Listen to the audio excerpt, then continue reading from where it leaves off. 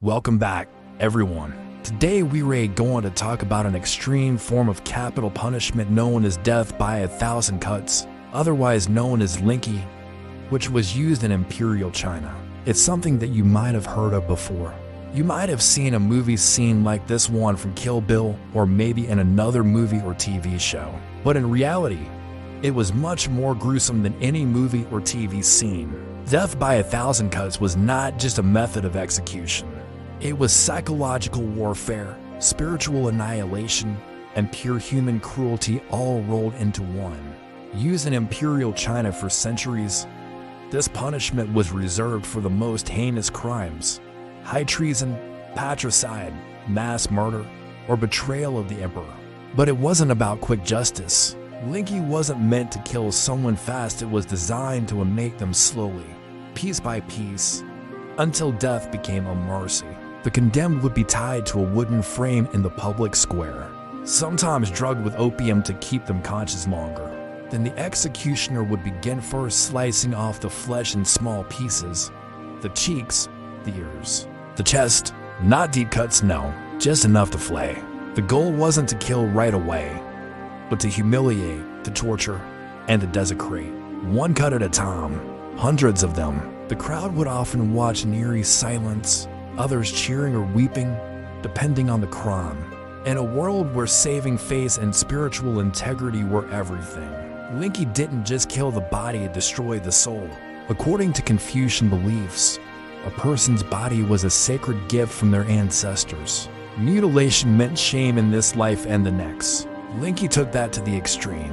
It was death by disgrace. The punishment was first recorded as early as the 10th century and remained in use until the early 1900s. Yes, that recently. In one infamous case from 1905, a man named Fu Chu-li was sentenced to Lingchi for murdering his master.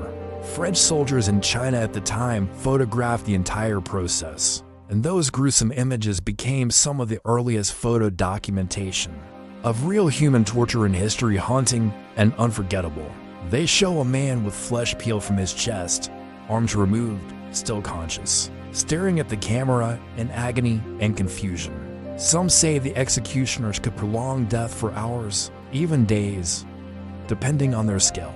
They knew just how to cut what arteries to avoid, how to bleed someone slowly, and how to keep the victim alive through dozens or hundreds of slashes. Sometimes, when the crowd grew restless or mercy finally arrived, the executioner would land a final blow to the heart or neck to end it all. But by then, the damage, physical, emotional, and symbolic, was complete. And here's the chilling part: Lingchi wasn't just about punishment. It was also a performance, a public lesson. This is what happens to those who defy the emperor. It whispered. It was state-sponsored terror made flesh. In a world without mass media, the mangled bodies served as the message. Families of the condemned could suffer too. In some cases, their names would be stricken from records. They'd be banned from burial in ancestral tombs, and because the body had been dismembered, traditional burial rites were impossible, denying the dead peace in the afterlife. There were no martyrs in Lingchi, only warnings. The Western world, when it learned of Lingchi, was horrified. Missionaries and journalists described it as barbaric, a symbol of everything they thought was wrong with Eastern despotism. But the reality is more complex. Lingchi wasn't unique in its cruelty. Europe had its own nightmares: drawing and quartering, the rack, burning at the stake.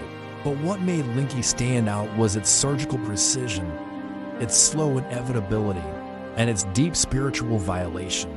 It was the art of death stretched to its limits. In time, reformers in China recognized the horror.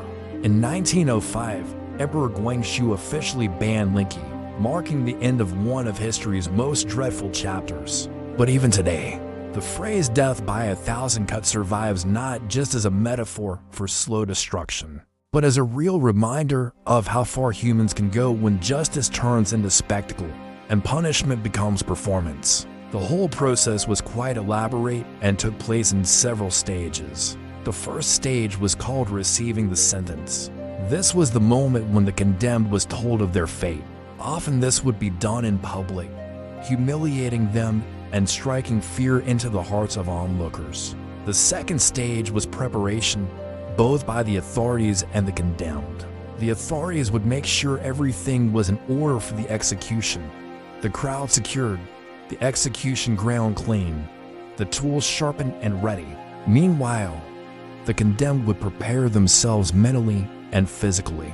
This might include prayer, eating a last meal, or simply enduring the final moments of captivity. Stage 3 was the procession to the execution ground. This was a public display meant to reinforce the severity of the punishment and serve as a warning to others. The condemned would be paraded through the streets, sometimes accompanied by musicians playing mournful songs, others chanting or shouting. The final moments before the execution were often filled with tension, anticipation, and sometimes theatrics. The condemned might confess their crimes, plead for mercy, or defiantly proclaim their innocence. The executioner would play a crucial role in this stage, ensuring the condemned understood their fate and any final rituals or confessions were carried out properly. The actual execution was carried out over several hours, involving several people. Someone would read out the sentence while the executioner secured the victim onto the execution rack. A scribe would record the details of the punishment, including the number of cuts. A guri or flag bearer would hold up a red cloth to cover the victim's face. Though this wasn't always the case and many victims died with their faces exposed. Staring into the crowd, the assistant executioner would wield a wooden hammer, ensuring each strike was as effective as possible.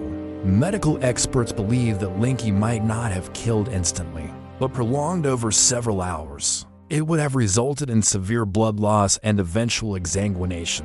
After the physical aspect of the punishment was completed, the victim's head would be severed. This was considered the final and most crucial step of Lingchi, ensuring the complete severance of the body and soul. The head would be displayed as a warning to others, sometimes impaled on a pike or hung from a tower. The body would be chopped into pieces and disposed of appropriately, depending on the social status of the convict.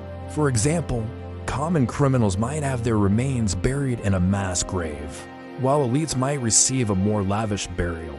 Today, we remember Lingchi not just as a historical event, but as a warning. It reminds us of the depths of human cruelty and the lengths to which power can corrupt. As we learn about punishments like Lingchi, we should ask ourselves how we can prevent such horrors from repeating themselves. Moreover, understanding different cultures' practices, including their judicial systems, broadens our perspective and fosters empathy. While Lingchi may seem barbaric to us now, it was once a part of Chinese culture and history. By learning about it, we pay respect to the victims and survivors and acknowledge the complexities of our shared human history. If you enjoyed this video and want to see more, please subscribe so you won't miss any new videos. Thanks for watching. Until next time.